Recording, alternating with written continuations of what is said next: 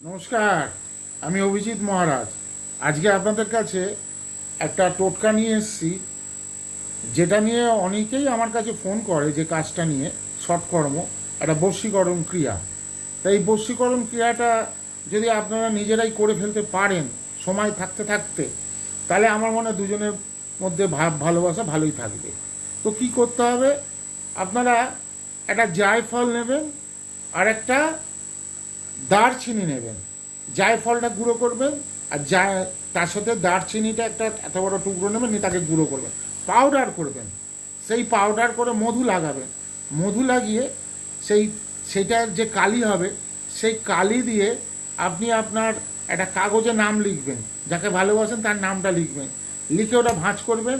ভাঁজ করে একটা মধুর শিশি নেবেন, মধুর শিশির মধ্যে ওটা ঢুকিয়ে চেপে বন্ধ করে রেখে দেবেন, একটা ভালো জায়গায় রেখে দেবেন।